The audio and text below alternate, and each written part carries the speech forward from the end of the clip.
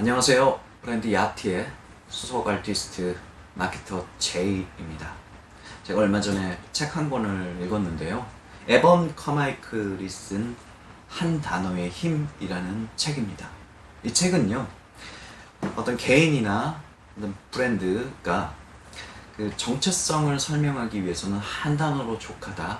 그리고 그 한 단어를 개발을 해야 된다라는 것을 이제 어필하는 책이었거든요. 이 책을 읽고 많은 영감을 얻게 되었는데 저 자신 또 그리고 제가 만들고 있는 브랜드 야티에 대한 이 소개 멘트 또 한 문장이 어떤 것이 될까 고민하는 찰나에 그럼 나를 이제부터는 아티스트라고 소개하자라는 인사이트가 오게 되었던 거죠.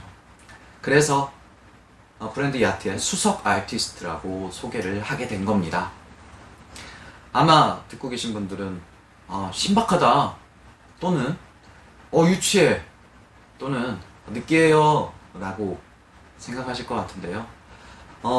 지금 듣고 계시는 분들이 제가 뭐 하는 사람인지 확실하게 머리에 인식되셨다면 전 그걸로 흡족합니다. 개의치 않아요. 그거면 됐습니다. 브랜드 야트는요, You are an artist too라는 어떤 문장에 그리고 또 그 단어의 앞글자들을 조합한 거고요. 당신도 예술가야 라는 뜻을 가지고 있습니다. 이 브랜드의 유래에 대해서 알려드릴게요. 제가 대학원 수업을 들을 때였습니다. 교수님께서 이전에 You are art라는 문화운동을 하셨다라고 하시더라고요. 잠깐 좀 번뜩했습니다. 그래서 이 노트에 써봤어요. You are art라고요. 그런데 저한테는 잠깐 좀 뭔가 좀 부족했습니다.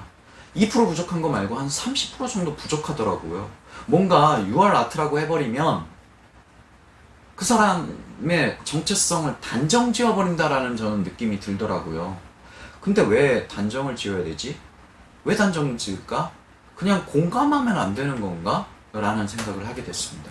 써봤어요. You are art, 너는 예술, 너는 예술가, 나는 예술가, 나는 예술, 너도 예술가야.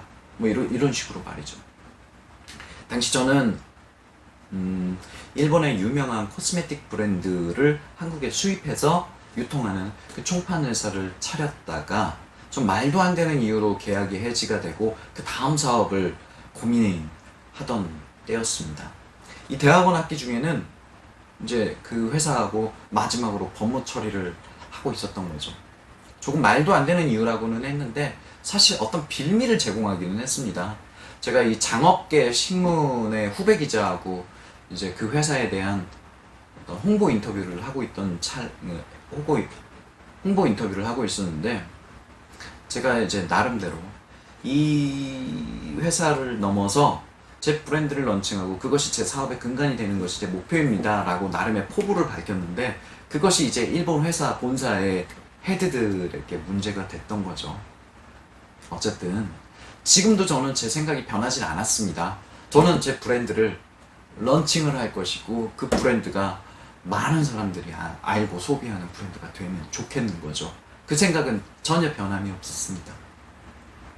그 일본 브랜드와의 일은 끝났으니까 제 브랜드를 만들어야 되고 어떤 브랜드 네임을 만들어야 하나 고민하고 있었습니다.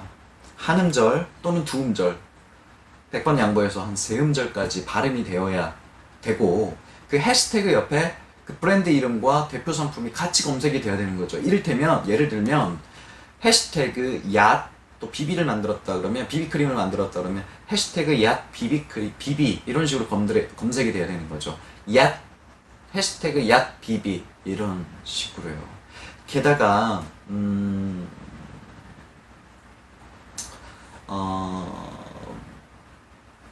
이 아트 예술에 대한 가치도 들어가면 좋을 것 같았습니다. 그러다가 이제 You are art를 듣게 된 거죠. 이 30% 부족한 이 공감의 정서를 어떻게 넣어볼까 공감하다가 이제 그 노트에 써본 거예요. You are an artist too 라고 말이죠. 그래서 이 앞 글자를 따본 겁니다. 그랬더니 이 Y 한 글자에 A가 세 글자, T가 한 글자가 되더라고요. 완전 이 네임 조합에 대해서 저는 만족했습니다. 일단 공감의 정서가 들어가니까 그냥 단순하게 단정 지어버린 느낌 말고 공감하는 이 느낌들도 좋았고, 그 다음에 일단 소비자에게 또 이 한음절 야트 또는 아트, 아니 이 야트 야 또는 야트로 이제 그 브랜드 네임이 인식되는 것도 흡족하게 되었더라고요. 게다가 이 슬로건 안에 이 아트라는 키워드가 들어가는 것도 좋았고, 딴에는 색조 브랜드를 계획하고 있었으니까 그림을 그린다라는 뜻에서 아티스트라는 키워드도 좋았던 겁니다. 다시 말하자면 너도 예술가야라는 이 공감의 정서를 넣는 것도 제 마음에 아주 흡족했던 거죠. 이 수업을 들으면서 오늘 잽싸게 이 그 상표 검색 사이트인 그 키프리스에 검색을 해본 거예요. 그런데 검색이 안 되더라고요. 이거 대박이다. 이거 내 브랜드다. 얼른 그 다음날 이제 아는 변리사에게 연락을 해가지고 이거 상표 등록할게요. 그래서 이제 상표 등록 과정들을 거쳐가지고 이제 이 브랜드가 상표 등록이 되게 되는 겁니다. 근데 그 상표 등록이 될 때까지 한 6개월여의 시간 동안 저는 키프리스를 통해서 한 100번은 검색을 해본 거예요. 유서 상표가 있으면 어떡하나, 선정한 회사가 있으면 어떡하나, 이걸 걱정을 했던 거죠. 다행스럽게 야트는 제 브랜드가 되었고, 이후에 저는 화장품뿐만이 아니라 이제 그 의류 사업, 패션 사업에도 이제 목표를 두고 있었기 때문에 변리사님한테 이거 의류로도 등록을 할게요. 그래서 이제 등록 과정을 또 거치게 됩니다. 그리고 또 6개월이 지났고 의류로도 등록이 됐던 거죠. 화장품이 3류인가 27류인가 할 거고 의류가 27류인가 3류인가 할 겁니다. 어찌되었든 저는 명실상부하게 한국에서 이 아트라는 브랜드를 법적으로 보호받게 된 거죠. 그날 좀 기분이 좋았습니다.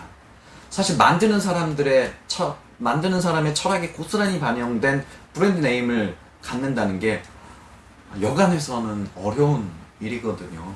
시작이 반이라고 저는 그 반을 이룬 것 같아서 그날 기분이 좋았습니다. 그래서 그날 저녁 소주 마셨던 것 같아요. 그래서 이제 그 다음에 그래 한국에서 제품이 나왔는데 이게 히트를 쳐서 이제 중국에까지 수출이 돼야 되잖아요. KBT 붐을 타고 중국에 수출이 됐을 때 중국에서는 이 상표에 대한 어떤 보호를 어떻게 할까 고민하는 찰나에 이제 중국에도 아예 상표 박아버리자 라는 생각을 하게 된 겁니다.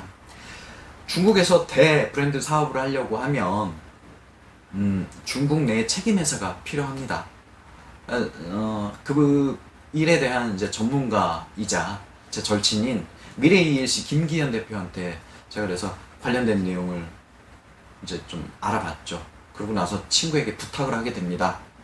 자기야, 나 지금 돈 없는데 이거 한번 해주면, 이 일 도와주면 내가 그 은혜 진짜 잊지 않을게. 크게 쏠게. 라고 했던 거죠. 친구는 그 부탁을 들어줬습니다. 그리고 1년여 정도 시간이 지나고 올해 2020년 봄에 중국에서도 상표 등록이 완료가 되었다라는 연락을 받게 됩니다. 명실상부하게 한국과 중국에서 YAAAT 이 야트라는 브랜드는 상표권에 대해서 엄격하게 이제 법적 보호를 받게 되는 거죠. 네, 그만큼 해놨습니다. 지금 이 영상을 통해서 미래ELC 김기현 대표에게 고맙다는 얘기를 전하고 싶습니다. 그리고 같은 시간 동안 친구로서 김기현 대표하고 같이 응원해준 코스모코스의 해외 영업부 류인석 팀장한테도 고맙다는 얘기를 전하고 싶습니다. 야, 니들 진짜 고맙다. 열라 말고 X 졸라 고마워. 알았지?